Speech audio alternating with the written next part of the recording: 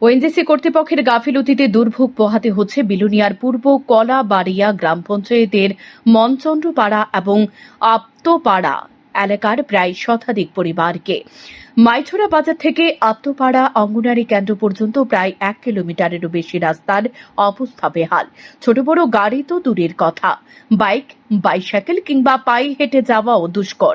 বিশেষ করে ওএনজিসির বড় বড় গাড়ি যাতায়াত করার ফলে রাস্তা নষ্ট হয়েছে বলে অভিযোগ এলাকাবাসী।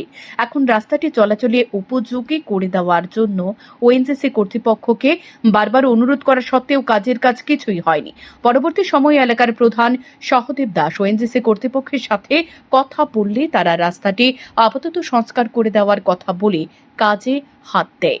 এলাকাবাসীর দাবি রাস্তাটি যেন আপাতত চলাচলে উপযুক্ত করে দেওয়া হয়, কারণ স্কুলে ছাত্রছাত্রী থেকে কৃষক শ্রমিক সকলে এই রাস্তা দিয়ে যাতায়াত করে। রাস্তাটির অবস্থা যা হয়ে আছে তাতে অসুস্থ রোগী কিংবা গর্ভবতী মায়েদের হাসপাতালে নেওয়া খুবই কষ্টসাধ্য। এলাকাবাসীর দাবি অনুযায়ী ওএনজিসি কর্তৃপক্ষ আপাতত ইট সোলিং দিয়ে যাতায়াত করার ব্যবস্থা করে দেবে বলে কাজ শুরু করে, কিন্তু পুরো রাস্তাটি সংস্কার না করে আপাতত যেখানে যেখানে প্রয়োজন সেখানে সেখানে একটু আধটু ইট সোলিং দিয়ে তাদের গাড়ি যাতায়াতের ব্যবস্থা করে দিচ্ছে বলে অভিযোগ, যা প্রায় 200 মিটারের মতো হবে। কিন্তু এলাকাবাসীদের দাবি পুরো রাস্তাটি সংস্কার করে দিতে হবে। এরই ফলে রাস্তা সংস্কারের কাজটি বন্ধ করে দেয় এলাকাবাসী। এ নিয়ে উত্তেজনা সৃষ্টি হয়। এলাকার প্রধান সহদেব দাস এলাকাবাসীদের সাথে একমত হয়ে বলেন, তাদের কাছে অনুরোধ করা সত্ত্বেও কাজটি যথাযথভাবে করছে না, তাই পুনরায় এলাকাবাসীদের সাথে কথা বলে পদক্ষেপ গ্রহণ করা হবে। এর আগেও তিনি ড্রজার লাগিয়ে রাস্তাটি সংস্কার করে দিয়েছেন।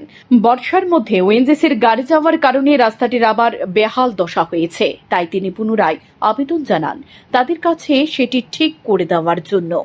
আজকে এখানে ওএনজিসি কাজ করার ফলে রাস্তাটা ভীষণ খারাপ হয়ে গেছে। বর্ষার ভিতরে তারা কাজ শুরু করছে।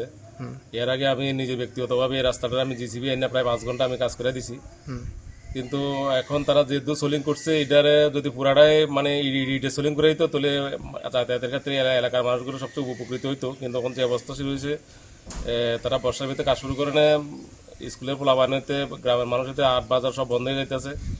আমি তার কাছে সকালে দেখেছি, যাই রিকোয়েস্ট করছি যে রাস্তাটা সুন্দর করে যাতে ইট সোলিং করে দেয়। মানে কোম্পানির কাছে গেছেন? কোম্পানির কাছে আমি যারা এখানে দায়িত্বে আছে তারা জানাচ্ছি, তারা অলরেডি করতেও আছে। কদ্দূর করবো তারা করতে তারা ধরা নাই, এত কাজ তারা ধরা নাই, তারা থাকলে তারা করতো। আমি কিছু যেমন কোম্পানির কথা কইয়া এই রাস্তাটা যাতে মানুষের চলাচলের উপযোগ্য করে দেয়। এর পরবর্তী টাইমে এটা ফিজের লেগে টেন্ডার হয়ে গেছে, বর্ষার পরে এটা ফিজের মানে কাজ শুরু হইবে। দাদা এটা দেখো, মানে আমরা গাড়ি তাড়ি যাইতে মানে যে প্যাক মানে এটি খুব অসুবিধা। একটা যদি ডেলিভারি যদি হয় এটা দায়িত্ব করে নেবে। এটা আমরা আজকে মানে পলা পাইন আয়া এখানে বীজ জমাইছে। আর সমস্যা কি হয়েছে? সমস্যাটা রাস্তার লাই, রাস্তা একদম প্যাক, মানে মাইসোরা থেকে ডাইরেক্ট আমরা মানে এটা পর্যন্ত অনজিসি আনের স্কুল অঙ্গরানী স্কুল হেদুর পর্যন্ত পুরা মানে প্যাক যে প্যাক, মানে গাড়ি একটা যাইতো না, মানে সাইকেল একটা যায় না, 8 বেলায় এরকম অবস্থা নাই। এমন কিভাবে হয়েছে? হ্যাঁ, গাড়ি বড় গাড়ি আইয়া। কিসের বড় গাড়ি? মানে অনজিসি কোম্পানির ইটের গাড়ি। আচ্ছা। আর হেগুনে যদি খরচ খাইতে গেলে খরচ খাইলে দদার দিয়ে যায় উডি খরচ আনের। আর আমরা তো হেরম দদার নাই, আমরা খরচ খাইব যে স্কুলে পলা পাইন বিস্তুত মানে আজকে যাইতারে না। এমন করছে কে ডাইরে? রাস্তাটা এমন ক্লিয়ার করছে মানে অনজিসি কোম্পানি করছে গুণ। তারা গাড়ি জানো লাগে নাকি? হ্যাঁ, গাড়ি যাই পারলাই। তিনি আরো জানান, বর্ষার পরে এই রাস্তাটির কাজ করবে পিডব্লিউডি, যার মধ্যে ইতিমধ্যে টেন্ডার হয়ে গেছে। পুরো রাস্তাটি পিচ করার রাস্তা হয়ে যাবে। শান্ত টিভি।